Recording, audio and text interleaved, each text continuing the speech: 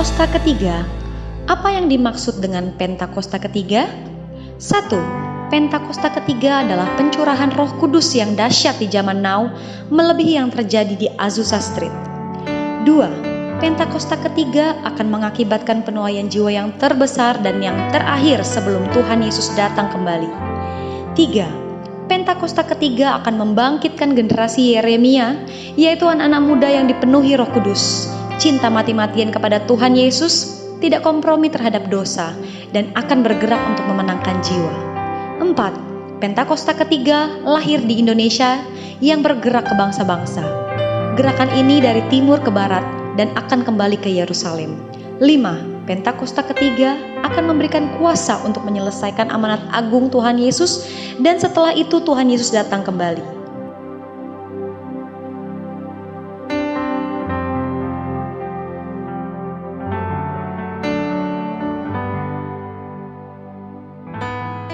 Happy Sunday semua. Tema Voice of Pentecost hari ini adalah, apakah orang Kristen pasti berbuah?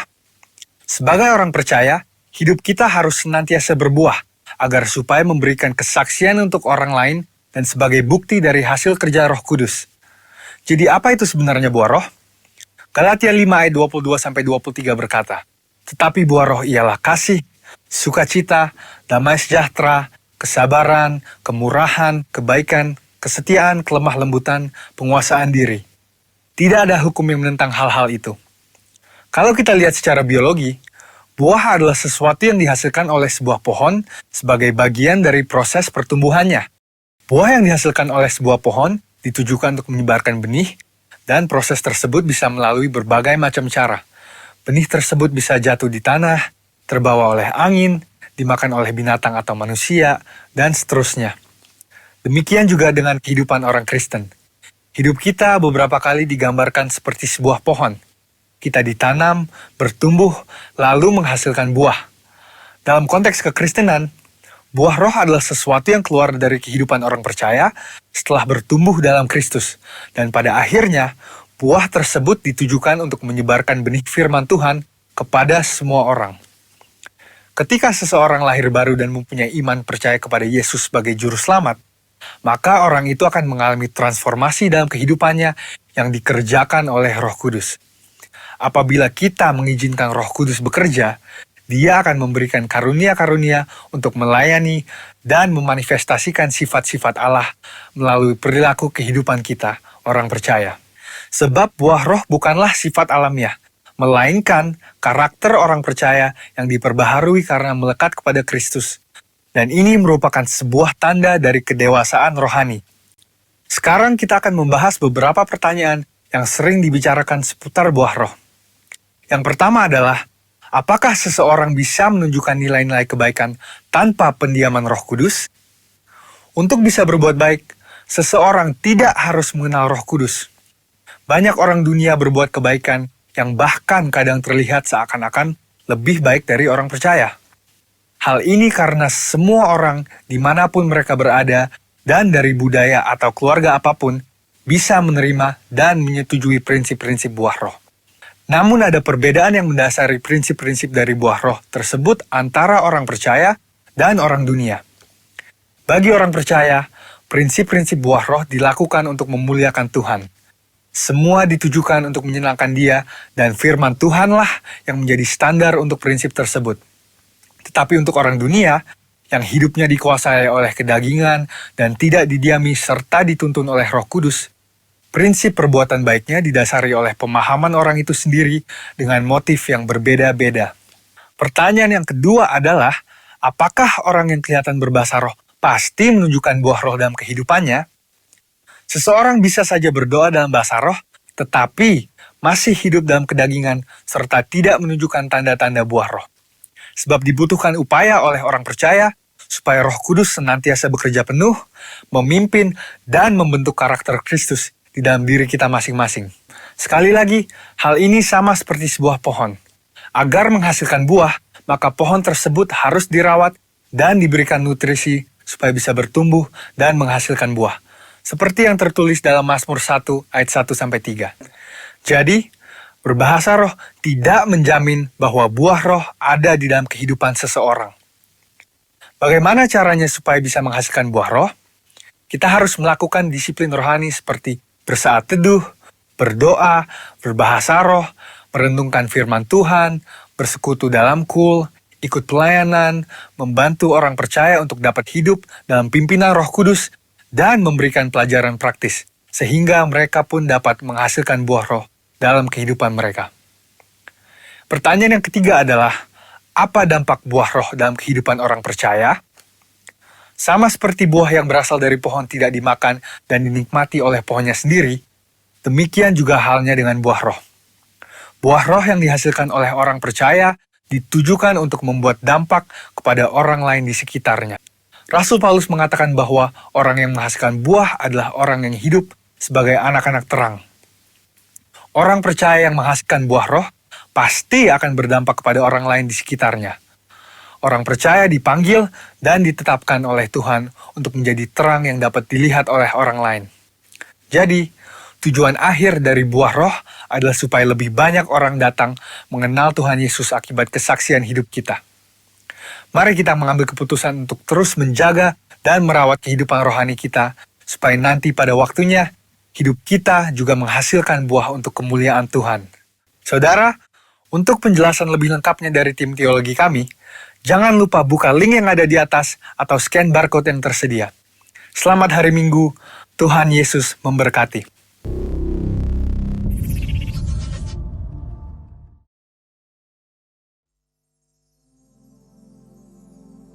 Sebab sungguh hanya Engkau yang kami andalkan ya Tuhan.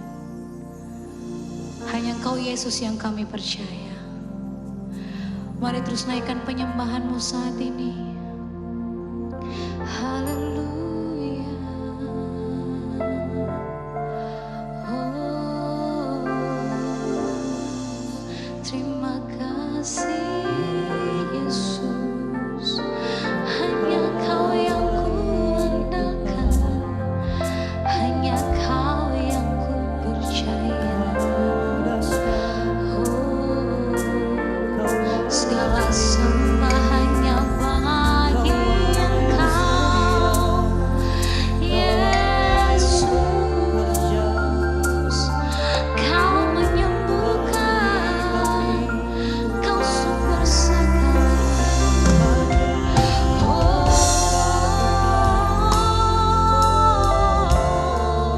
Lebih lagi mengangkat tangan kami, membawa sembah kami.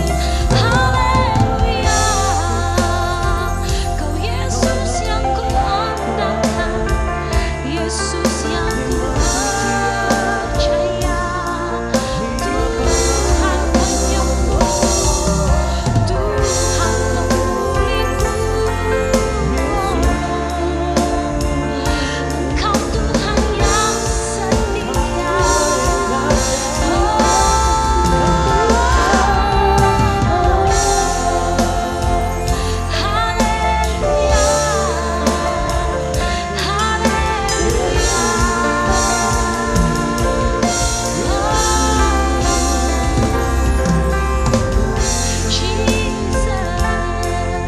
kami sembah Engkau, kami tinggikan Engkau. Haleluya, Yesus bekerja.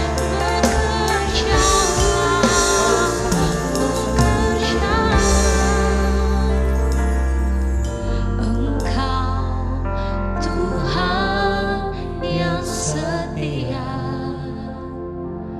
waktu-Mu selalu yang terbaik. Engkau Tuhan sandaranku, dan ku hanya kan berharap padamu. Satu-satunya yang ku andalkan, satu-satunya yang ku percaya. Engkau sumber kekuatan, sumber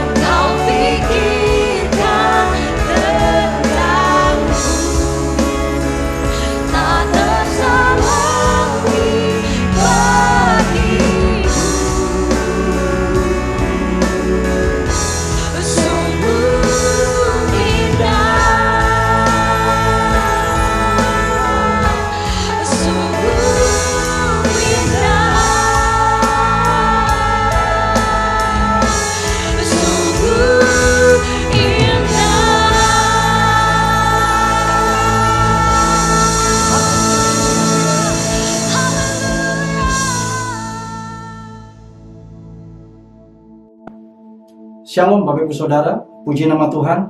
Hari ini kita kembali di dalam ibadah online kita. Mari kita terus mengucap syukur. Kita katakan Tuhan Yesus baik. Tuhan Yesus selalu baik buat saudara dan saya. Hari ini kita akan bersama-sama masuk dalam firman Tuhan. Mari kita belajar dari firman Tuhan hari ini. Saudara, saya akan bacakan buat kita semua satu ayat, yaitu dari 2 Korintus 5 ayat 17. Dikatakan demikian, jadi siapa yang ada di dalam Kristus, ia adalah ciptaan baru. Yang lama sudah berlalu, sesungguhnya yang baru sudah datang. Sekali lagi saya bacakan buat kita semua.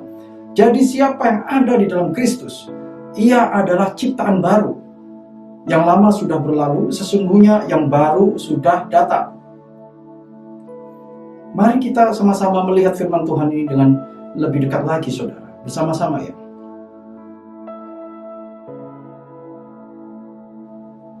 Bagaimana kita bisa tinggal dalam Kristus? Bagaimana awal mulanya? Bagaimana kejadiannya? Firman Tuhan mengatakan kita mulai tinggal dalam Kristus, yaitu saat kita mulai lahir baru. Bagaimana bisa lahir baru, Pak? Bagaimana kita bisa lahir baru? Dimulai dengan apa lahir baru? Lahir baru di dalam firman Tuhan dikatakan pada saat kita pada saat kita percaya dan menerima Yesus Kristus sebagai Tuhan dan Juru Selamat yang menebus dosa kita, menyelamatkan kita, mengampuni seluruh pelanggaran dan dosa kita. Saudara, mari kita lihat di Roma 10 ayat 9 dan 10, dikatakan demikian. Roma 10 ayat 9. Sebab jika kamu mengaku dengan mulutmu bahwa Yesus adalah Tuhan dan percaya dalam hatimu bahwa Allah telah membangkitkan Dia dari antara orang mati, maka kamu akan diselamatkan. Nah, di ayat 10 dikatakan, saudara ya, di ayat 10 dikatakan, karena dengan hati orang percaya dan dibenarkan, dan dengan mulut orang mengaku dan diselamatkan. Saya percaya setiap orang ingin selamat, saudara dan saya ingin selamat. Nah, tadi dikatakan, bagaimana awal mulanya kita tinggal di dalam Kristus? Kita perlu lahir baru. Tapi bagaimana lahir baru, Pak? Langkah pertama, saudara harus percaya kepada kuasa keselamatan yang Tuhan Yesus berikan. Bagaimana caranya percaya, Pak? Di ayat 10 dikatakan dengan hati orang percaya dan dibenarkan, dan dengan mulut orang mengaku dan diselamatkan. Ini suatu percaya, ya, langkah percaya itu adalah suatu langkah yang pertama saudara dan saya lakukan. Dan ini bukan percaya sekedar percaya, tapi dalam firman Tuhan dikatakan percaya karena tidak melihat itu apa, saudara? Iman. Ini bukan level sekedar percaya, tapi ini suatu level iman. Ini suatu langkah iman, suatu perbuatan iman. Jadi untuk selamat, maka kita harus percaya, dan percaya dengan iman. Dan untuk tinggal dalam Kristus, berarti dimulai dengan iman. Karena dari situ, saudara, pada saat kita beriman, Yesus telah menyelamatkan kita, dan kita percaya Dia sebagai Juru Selamat kita. Maka di situ proses lahir baru kita dimulai. Mengapa lahir baru? Saudara, dikatakan dalam firman Tuhan tadi, siapa yang ada dalam Kristus, ia adalah ciptaan baru. Bicara ciptaan baru itu bicara lahir baru, saudara. Sesuatu yang baru dimunculkan, dilahirkan. Nah, ciptaan baru itu bicara tentang lahir baru. Dan lahir baru ini, firman Tuhan katakan adalah kehendak Allah sendiri. Mari kita lihat di Yohanes 3, saudara. Pada saat Yesus berdiskusi dengan Nikodemus, seorang Yahudi yang ingin belajar dari Yesus. Dia percaya kepada keilahian Yesus. Dia mau belajar dari Yesus. Dan dia adalah orang terpandang. Dan beginilah diskusinya, saudara, di Yohanes 3, dimulai dengan ayat 3. Yesus menjawab, katanya, Aku berkata kepadamu, sesungguhnya jika seorang tidak dilahirkan kembali, ia tidak dapat melihat kerajaan Allah. Kata Nikodemus kepadanya, bagaimanakah mungkin seorang dilahirkan kalau ia sudah tua? Dapatkah ia masuk kembali ke dalam rahim ibunya dan dilahirkan lagi?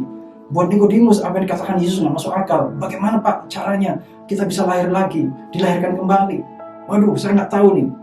Nah, Yesus jawab di ayat 5. Jawab Yesus, aku berkata kepadamu, sesungguhnya jika seorang tidak dilahirkan dari air dan roh, ia tidak dapat masuk ke dalam kerajaan Allah. Dan di ayat 6 Yesus tambahkan, apa yang dilahirkan dari daging adalah daging, dan apa yang dilahirkan dari roh adalah roh. Nah, di sini mulai Nikodemus semakin nggak ngerti ini. Waduh, ini ada bicara daging, ada bicara roh. harus dilahirkan kembali. Nah, Yesus mengerti kebingungan dari Nikodemus. Dikatakan di ayat 7, janganlah engkau heran, karena aku berkata kepadamu, kamu harus dilahirkan kembali. Engkau jangan heran. Ayat 8 dijelaskan sama Yesus, ini penjelasannya. Ini penting buat kita pahami. Angin bertiup kemana ia mau dan engkau mendengar bunyinya, tapi engkau tidak tahu dari mana ia datang atau kemana ia pergi. Demikianlah halnya dengan tiap-tiap orang yang lahir dari roh. Ini Yesus menjelaskan kepada Nikodemus, masalah lahir baru itu bukan bicara tentang sesuatu yang bisa kau lihat, sesuatu yang bisa kau rasakan dengan panca indera, sesuatu yang bisa kau pikirkan. Seperti angin ini kan, angin ini datang dan pergi. Tapi kita nggak bisa melihat. Kita hanya tahu, mungkin merasakan dikit-dikit. Tapi kita nggak bisa melihat secara jasmani. Secara panca indera pun kita sulit mengenalinya. Ini bukan sesuatu yang lahiriah, sesuatu yang jasmani, sesuatu yang ritual, sesuatu yang harus dilihat secara jasmani. Tapi ini terjadi di alam roh. Terjadi, kita bisa merasakannya. Tapi mungkin tidak bisa divisualisasikan. Jadi proses kelahiran baru terjadi di alam roh. Di Galatia 6 ayat 15 dikatakan, sebab bersunat atau tidak bersunat tidak ada artinya. Jadi tanda-tanda jasmani itu sebetulnya nggak ada artinya. Tetapi menjadi ciptaan baru, itulah yang ada artinya. Jadi kita tahu sekarang bahwa lahir baru itu menjadi ciptaan baru adalah perintah Tuhan bagi kita sendiri, bagi kita semua. Dan ini jangan terpaku pada hal yang jasmani, tapi mari kembali pada Yesus katakan, kita harus dilahirkan kembali secara roh. Selanjutnya, mungkin kita akan mulai mencari tahu apa yang terjadi saat kita sudah lahir baru atau menjadi ciptaan baru. Mari kita baca 1 Tesalonika 5 ayat 23. Semoga Allah damai sejahtera menguduskan kamu seluruhnya, dan semoga roh, jiwa, dan tubuhmu terpelihara sempurna dengan tak bercacat pada kedatangan Yesus Kristus Tuhan kita. Nah, lihat saudara di ayat ini. Ada roh, ada jiwa, ada tubuh, dan terpelihara sempurna hingga kedatangan Yesus Kristus. Pada saat saudara lahir baru, dilahirkan kembali, ada ciptaan menjadi ciptaan yang baru. Ada roh Allah, roh kita diperbarui. Kita punya roh yang baru, roh yang dari Allah, saudara. Tapi ingat, di dalam kehidupan ini, pada saat kita diperbaharui roh kita, ternyata kita masih tinggal di dalam tubuh yang sekarang. Tubuh yang, dalam tanda kutip, tubuh yang lama. Nah, ini dia, saudara. Tubuh ini, semua kehendak daging ini, yaitu tubuh ini, dan jiwa yang ada di dalamnya, masih harus banyak beradaptasi dengan roh Allah. Harus diperbarui dengan roh Allah. Diselaraskan dengan roh Allah yang ada di dalam kita. Jadi waktu lahir baru, kita diperbarui, tapi ternyata banyak hal yang harus kita kerjakan, yaitu daging ini, tubuh ini, jiwa ini harus diselaraskan dengan roh Allah. Karena ada dua hal yang harus kita perhatikan. Pada saat kita lahir baru, jadi ciptaan baru, ada dua hal. Yang pertama, setelah lahir baru, kita diberikan kodrat ilahi. Allah memberikan kepada saudara dan saya kodrat ilahi. 2 Petrus 1 ayat 4 katakan, dengan jalan itu ia telah menganugerahkan kepada kita janji-janji yang berharga dan sangat besar, supaya olehnya kamu boleh mengambil bagian dalam kodrat ilahi dan luput dari hawa nafsu duniawi yang membinasakan dunia. Nah, kepada saya dan saudara Tuhan berikan kodrat ilahi. Ini janji Allah nih. Kealahan, kodrat kealahan itu, keilahian diberikan pada kita di dalam rohnya itu tadi, saudara, roh Allah yang dalam kita. Dan salah satu kodrat ilahi yang Tuhan janjikan yang tertulis dalam firman-Nya adalah buah roh. Kita lihat dalam Galatia 5 ayat 22 hingga 23. Itu sudah tersedia dan Tuhan ingin itu dimanifestasikan dalam hidup kita supaya kita hidup dalam kodrat ilahi tersebut, yaitu buah-buah roh itu. Saudara, kalau kita lihat buah roh ini, siapa sih di antara kita yang tidak mau kasih, tidak ingin punya sukacita, tidak ingin punya damai sejahtera, tidak ingin kesabaran, kemurahan, kebaikan, kesetiaan, kelemah lembutan, penguasaan diri? Saya rasa kita semua mau ya. Kita semua mau punya itu. Nah, kalau hari-hari ini kita banyak mengalami tantangan, pergumulan secara jasmani, itu seringkali disebabkan karena kodrat ilahi itu belum termanifestasi secara sepenuhnya atau bahkan belum sama sekali di dalam hidup kita. Nah, itulah sebetulnya masalahnya. Kodrat ilahi tadi, yaitu buah-buah roh itu, saudara, itu belum termanifestasi di dalam hidup kita. Atau mungkin alternatif yang kedua, banyak di antara kita yang belum memahami sepenuhnya siapa identitas kita yang sebenarnya. Kita mungkin hari ini hidup tanpa kesadaran siapa sih kita, identitas kita ini siapa. Setelah kita lahir baru, kita ini siapa. Nah, sehingga akhirnya kita hidup dipenuhi dengan kekhawatiran, ego, ketakutan, kemarahan, dendam, iri hati, sakit hati, yang gak habis-habisnya. Nah, ini saudara, ini perangkap si jahat supaya kodrat ilahi itu tidak terjadi dalam hidup kita, saudara. Kita perlu sadari itu. Dan selanjutnya, dalam ciptaan baru kita juga perlu tahu, ini yang kedua, saudara. Selain kodrat ilahi, yang kedua, dalam ciptaan baru kita perlu tahu identitas kita, new identity kita. Firman Tuhan katakan bahwa kita ini adalah anak-anak Allah. Saudara, Roma 8 ayat 14 katakan, semua orang yang dipimpin oleh roh Allah adalah anak Allah. Ada roh Allah dalam hidup saudara dan saya. Katakan amin. Berarti saudara dan saya adalah anak-anak Allah.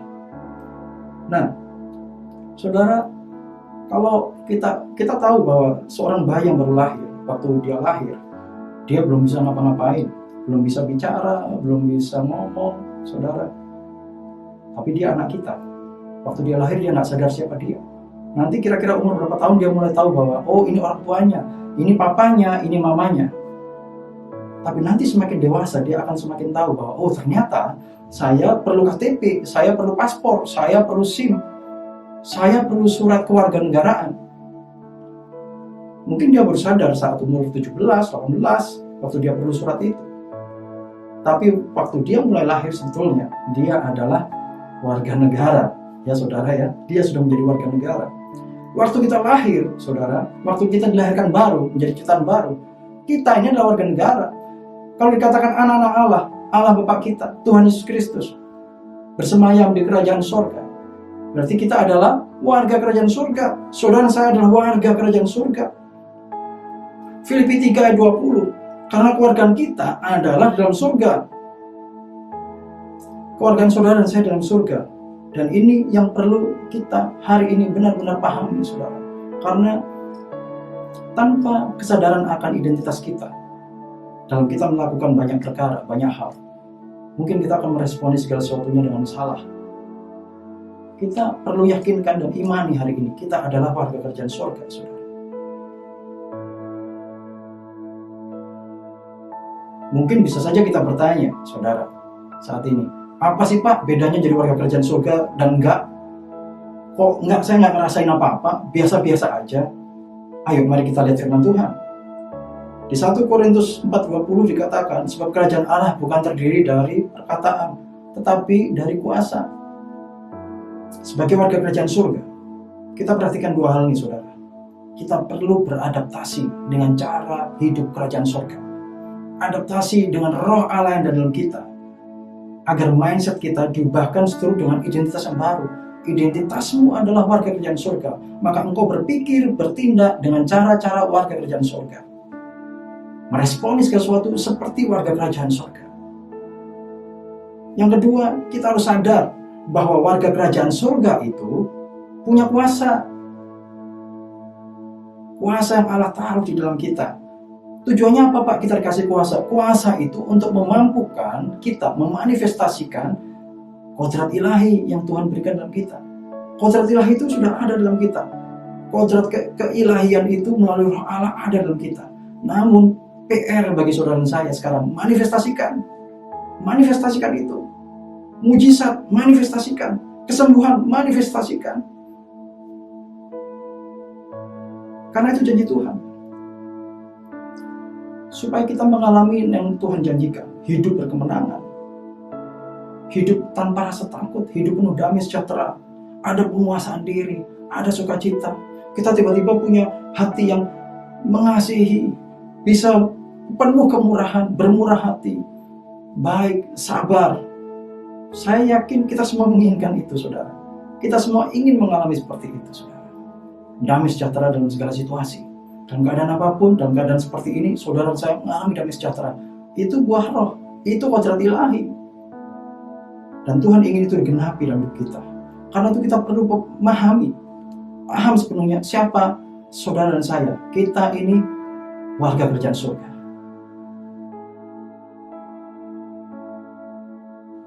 Bicara tentang kuasa adalah sama dengan bicara tentang otoritas. Saya ingin ilustrasikan hal ini dengan kisah yang tertulis di Lukas 15, ya. Yaitu ini di Lukas 15 itu Tuhan Yesus menceritakan tentang kisah anak bungsu, yaitu anak yang terhilang dan ada juga anak sulung. Saya ingin mengambil ilustrasi dari apa yang terjadi dengan anak sulung, saudara. Mungkin ada di antara kita hari ini, saudara, sudah menjadi pengikut Kristus lama. Wah Pak, saya mengikut Kristus sudah lama Pak. Sampai saya lupa kapan tanggal saya lahir baru. Mengikut Kristus sudah lama. Saudara, mungkin kita merasa bahwa selama ini, oh Pak, saya selalu ada dalam hadirat Tuhan, ada dalam rumah Tuhan, saya selalu melayani, saya melakukan banyak hal untuk pelayanan. Bagus, luar biasa. Tapi ayo kita belajar dari anak sulung ini. Anak sulung ini gak pernah pergi dari rumah. Dia selalu dekat sama bapaknya. Satu rumah sama bapaknya. Tapi ternyata ada hal yang dia gak tahu. Waktu dia marah-marah sama bapaknya, ini adikku sudah habiskan harta bapakku, engkau pestakan. Lalu gimana dengan aku? Engkau gak pernah bikin pesta. Nah ini, anak sulungnya menggerutu. Tapi jawaban bapaknya ini sungguh saudara mengagetkan buat kita semua. Engkau selalu bersama-sama dengan aku, dan segala kepunyaanku adalah kepunyaanmu. Hari ini kita jangan seperti anak sulung. Lama katanya mengenal bapaknya, tapi ternyata tidak pernah tahu bahwa selama ini aku juga diberikan otoritas oleh Bapa di surga. Aku diberi otoritas, aku diberi kuasa. Anak sulung itu lama ikut bapaknya, tapi dia nggak tahu kalau dia di rumah itu dia punya otoritas. Dia punya kuasa. Dia bukan hamba. Dia nggak sama seperti hamba-hamba bapaknya. Karena bapaknya bilang, kepunyaanku kepunyaanmu. Pakai dong.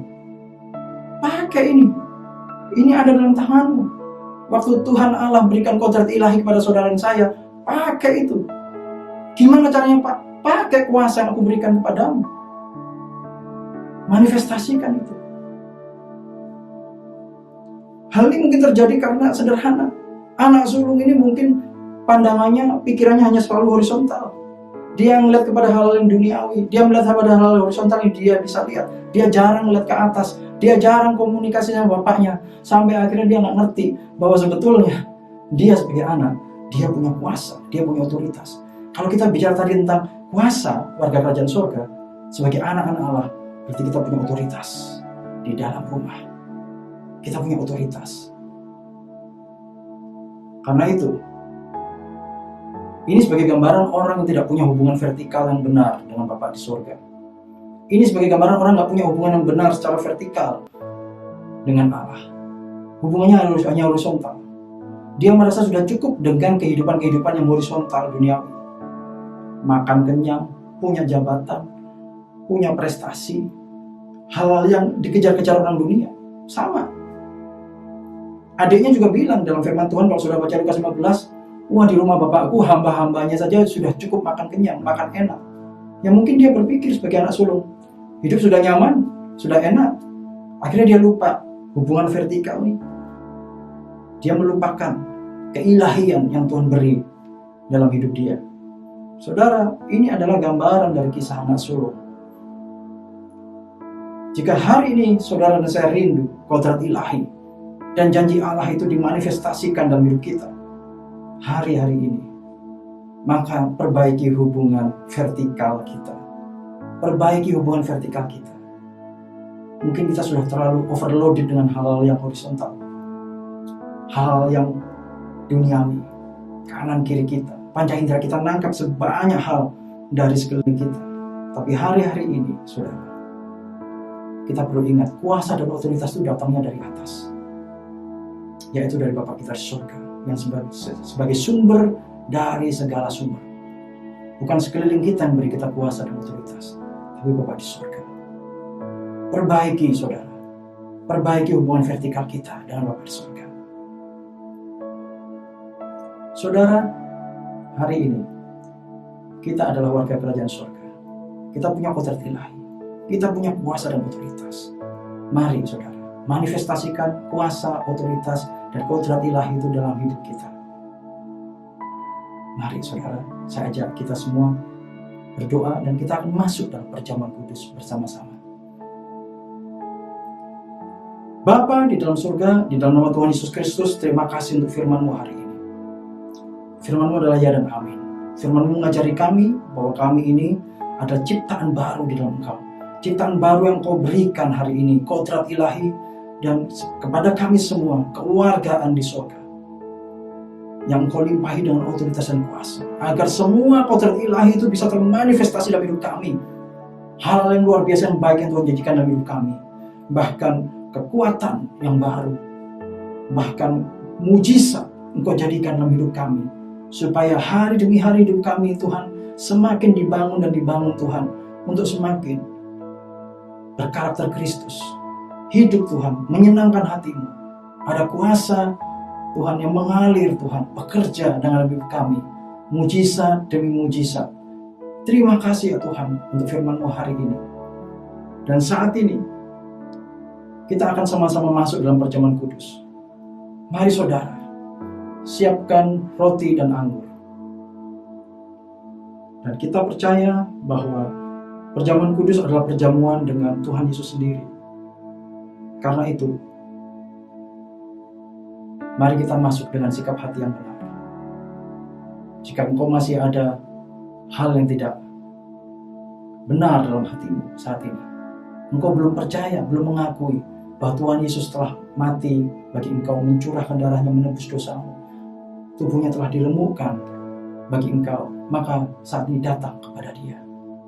Akui dosa-dosamu, minta ampun, dan minta keselamatan daripada Tuhan Yesus itu. Minta pengampunan agar Dia mengampuni engkau, memulihkan engkau, menyelamatkan engkau dengan kuasa tubuh dan darahnya yang telah diberikan bagi engkau. Mari kita masuk dalam perjamuan kudus saudara, dengan sikap hati yang benar. Bapa di dalam surga, terima kasih. Hari ini kami akan bersama-sama masuk dalam perjamuan kudus. Terima kasih Tuhan untuk kuasa darah-Mu Tuhan, yang menebus dosa setiap daripada kami Tuhan dengan sempurna. Hanya darah-Mu yang bisa Tuhan menebus setiap dosa daripada kami ya Tuhan. Karena darah-Mu itu adalah darah yang sangat mahal, sangat berharga Tuhan. Terima kasih Tuhan untuk pengorbanan-Mu bagi kami. Dan juga tubuh-Mu yang telah diremukkan bagi kami, dihancurkan, supaya kami hari ini Tuhan, kami semua yang percaya ya Tuhan, kami menerima tubuh yang sehat, tubuh yang baru, damai sejahtera. Bahkan oleh bilur-bilur-Mu Tuhan, kami sembuh, kami sehat. Terima kasih Tuhan, kami mau masuk dalam perjamuan kudus ini, di dalam nama Tuhan Yesus Kristus. Mari saudara, kita mengangkat roti bersama-sama. Saya akan bacakan buat kita semua. Sebab apa yang telah kuteruskan kepadamu telah aku terima dari Tuhan, yaitu bahwa Tuhan Yesus pada malam waktu Ia diserahkan, mengambil roti, dan setelah itu Ia mengucap syukur atasnya. Ia memecah-mecahkannya dan berkata, inilah tubuhku yang diserahkan bagi kamu, perbuatlah ini menjadi peringatan akan aku. Saudara yang kasih Tuhan, bukankah roti yang kita pecah-pecahkan dan atasnya kita mengucap syukur adalah persekutuan dengan tubuh Kristus? Mari kita makan bersama-sama dalam nama Yesus.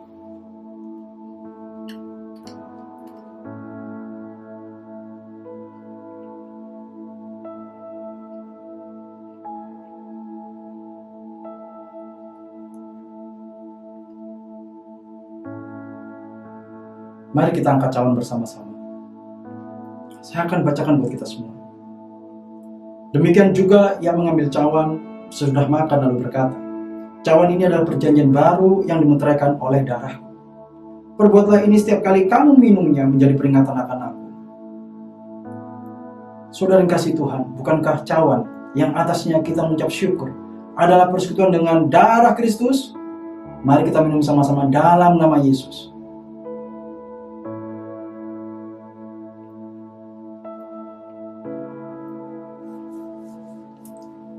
Mari kita mengucap syukur, saudara. Katakan, terima kasih Tuhan. Terima kasih Tuhan. Kami mengucap syukur. Saya mengucap syukur Tuhan. Terima kasih. Terima kasih. Terima kasih Tuhan untuk kuasa tubuh dan darah-Mu. Terima kasih. Terima kasih untuk setiap kasih kemurahan-Mu. Setiap berkat yang boleh Tuhan kami terima. Bahkan kami mengucap syukur hari ini Tuhan untuk kesembuhan yang telah Engkau berikan bagi kami. Kami yang hari ini sakit Tuhan, telah Engkau jamah dan telah Engkau sembuhkan. Karena firman Tuhan katakan, karena oleh bilur-bilur Yesus, maka aku sembuh. Dalam nama Yesus, katakan saudara, karena oleh bilur-bilur Yesus, engkau sembuh. Tuhan Yesus menyembuhkan engkau. Dalam nama Yesus, engkau yang lemah hari ini dikuatkan. Yang lemah dikuatkan. Yang lemah dikuatkan. Yang sakit hari ini disembuhkan. Yang terbelenggu, engkau mengalami kelepasan daripada Tuhan. Engkau mengalami beban-beban, yaitu pergumulan finansial. Datang pada Tuhan dan minta dalam nama Yesus. Tuhan yang lawat pergumulanmu. Tuhan lawat beban-beban finansialmu. Tuhan akan lepaskan engkau dari pergumulan-pergumulan finansial. Tuhan akan berkati engkau. Ladang-ladangmu, pekerjaan bisnis usahamu, Tuhan jamah. Bahkan kehidupan keluargamu. Engkau punya masalah relationship hubungan di dalam keluarga, juga di dalam bisnis, bahkan di dalam relationshipmu yang lain, suami istri, anak-anak orang tua. Dalam nama Yesus, biar Tuhan Yesus menjamah, melawat. Tuhan Yesus memulihkan setiap hubungan yang rusak, setiap hubungan yang hari ini mengalami masalah. Biar Tuhan Yesus yang memulihkan hari ini. Ya Roh Kudus, mari curahkan rohmu bagi kami saat ini. Dalam nama Yesus, dalam nama Yesus. Haleluya, haleluya, haleluya, haleluya. Tiba saatnya kita untuk memberikan persembahan. Untuk petunjuk dan informasi persembahan dapat Bapak Ibu lihat di layar Bapak Ibu Saudara. Selamat memberi, Tuhan Yesus memberkati kita semua. Haleluya.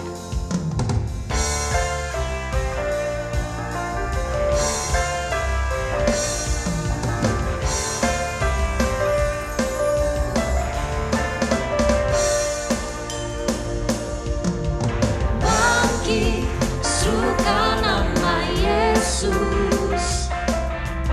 Maju, nyatakan kuasa-Nya. Kita buat hidup sebentar.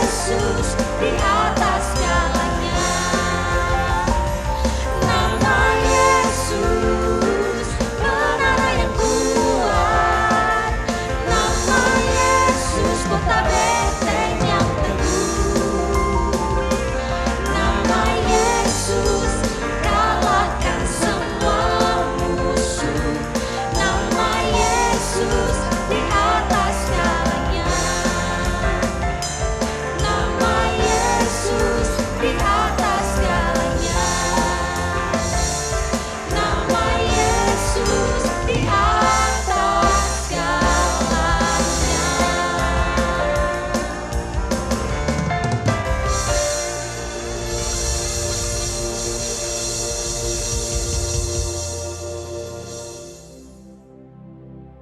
Mazmur 91. Dalam lindungan Allah. Orang yang duduk dalam lindungan yang maha tinggi dan bermalam dalam naungan yang maha kuasa akan berkata kepada Tuhan, tempat perlindunganku dan kubu pertahananku, Allahku yang kupercayai. Sungguh, dialah yang akan melepaskan engkau dari jerat penangkap burung, dari penyakit sampar yang busuk. Dengan kepaknya, ia akan menudungi engkau. Di bawah sayapnya engkau akan berlindung. Kesetiaannya ialah perisai dan pagar tembok. Engkau tak usah takut terhadap kedahsyatan malam, terhadap panah yang terbang di waktu siang, terhadap penyakit sampar yang berjalan di dalam gelap, terhadap penyakit menular yang mengamuk di waktu petang. Walau 1000 orang rebah di sisimu, dan 10.000 di sebelah kananmu, tetapi itu tidak akan menimpamu. Engkau hanya menontonnya dengan matamu sendiri dan melihat pembalasan terhadap orang-orang fasik.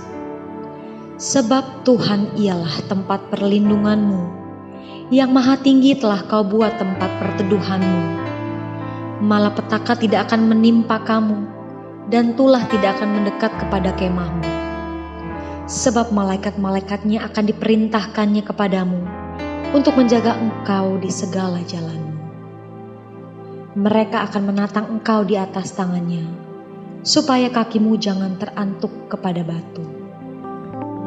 Singa dan ular tedung akan kau langkahi, engkau akan menginjak anak singa dan ular naga. Sungguh, hatinya melekat kepadaku, maka aku akan meluputkannya. Aku akan membentenginya, sebab ia mengenal namaku. Bila ia berseru kepadaku, aku akan menjawab. Aku akan menyertai dia dalam kesesakan. Aku akan meluputkannya dan memuliakannya.